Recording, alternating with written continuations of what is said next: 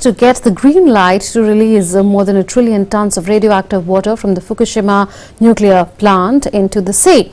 The International Atomic Energy Agency, or IAEA, has just completed its safety report into Japan's plan to get rid of water that was used to cool highly radioactive materials during the nuclear disaster of 2011.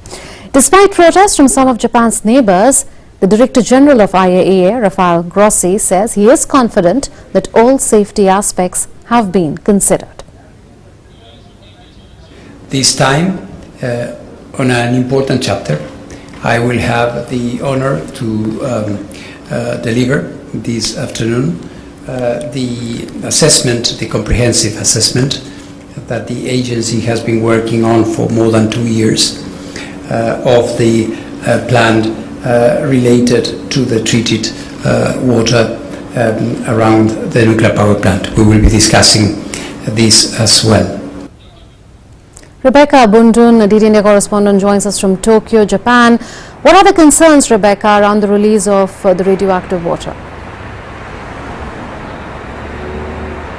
Well, what we're talking about here is more than 1 million tonnes of wastewater, and this is water that has been used to cool the reactors which were damaged after that Fukushima plant was wrecked in the 2011 tsunami and earthquake, causing that meltdown and a huge disaster. Now, what the concerns are is that although this is water that is going to be treated, it's also going to be diluted as it's pumped 1 kilometre down a tunnel and then pumped out into the ocean. Although it is going to be highly treated, there are concerns among some groups, some people, that it will still be contaminated to some extent and it could have an impact. Now, among those concerns are, of course, environmental activists. We've also heard a lot of concerns expressed by neighbouring countries. In particular, China has been very vocal about this issue and its concerns about the impact, and also fishermen as well, not only in Fukushima and in more widely around Japan, but also in countries including South Korea.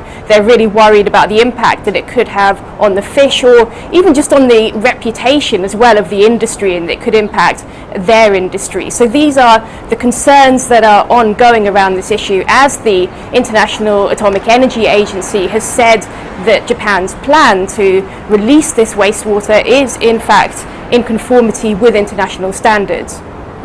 Rebecca, how is the IAEA fairly confident that the release won't bring any harm? Well, it has been conducting this review, which has taken a long period of time. It's conducted extensive tests, all these regulations as well that it's looked into.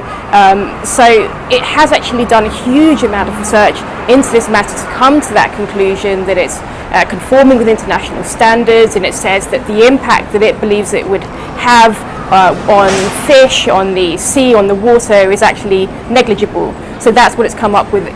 What we also heard today from Mr. Grossi, who's the head of the agency, is the fact that he is now going to go on to visit the plant in Fukushima. That's his plan for Wednesday. He's on a 4-day visit to Japan at the moment, having met Prime Minister Kishida today.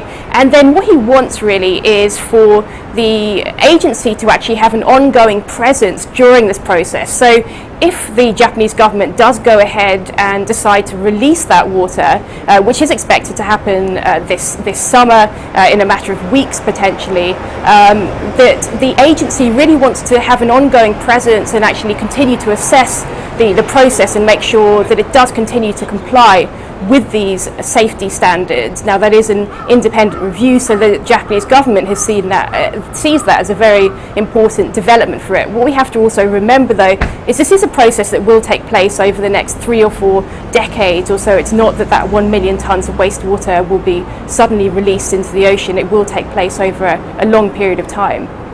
Rebecca reporting from